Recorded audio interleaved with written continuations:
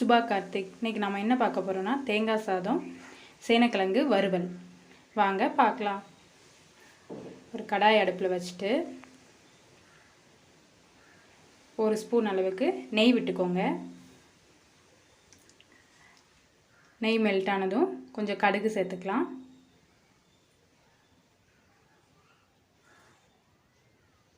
கடுகு பொரிஞ்சதும் கடலைப்பருப்பு, உளுத்தம்பருப்பு ரெண்டும் லைட்டாக கலர் மாறினதும் பச்சை மிளகாய், ஒரு பச்சை மிளகாய் போதும்.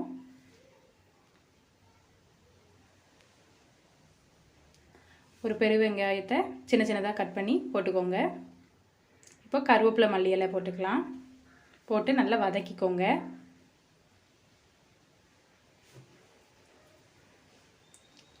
இப்போ ஒரு கைப்பிடி அளவு தேங்காய் துருவல் ஆட் பண்ணிக்கலாம். நல்லா போட்டு வதக்கிக்கோங்க.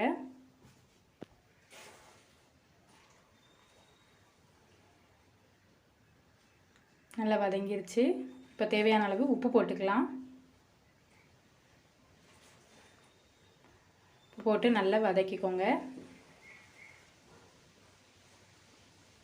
இப்போ சூடான சாதத்தை அதில் தட்டிடலாம்.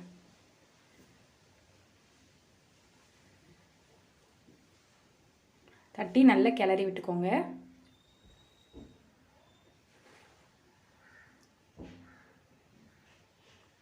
அவ்வளோதான், பேச்சுலர்ஸ் கிச்சன் தேங்காய் சாதம் ரெடி.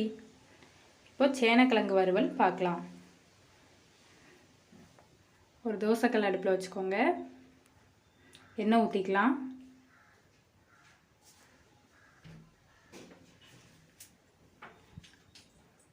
எண்ணெய் காஞ்சதும் இந்த சேனக்கிழங்குல நான் வத்தல் பொடியும் உப்பும் போட்டு ஒரு அரை மணி நேரம் ஊற வச்சுருந்தேன். வத்தல் பொடியும் உப்பும் நல்லா உள்ளே இறங்கியிருக்கும் சேனக்கிழங்குல. எண்ணெய் காஞ்சதும் அதில் போட்டுடலாம்.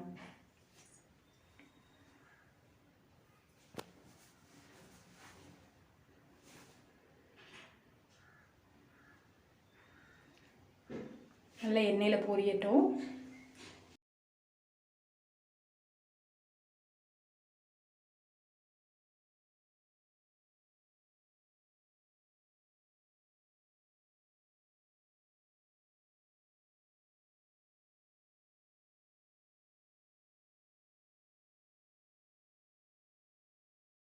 நல்லா வதங்கிருச்சு.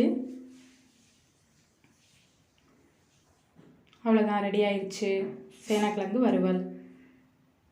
லஞ்ச் பாக்ஸ் கட்டிடலாம். தேங்காய் சாதத்தையும் சேனக்கிழங்கு வறுவலையும் எடுத்து வச்சாச்சு. நீங்களும் ட்ரை பண்ணி பாருங்கள். காலையில் எந்திக்கிறதுக்கு டைம் ஆயிடுச்சா, லஞ்சு டக்குன்னு பண்ணி கொடுக்கணுமா, இந்த தேங்காய் சாதத்தையும் சேனக்கிழங்கு வறுவலையும் செஞ்சு பாருங்கள்.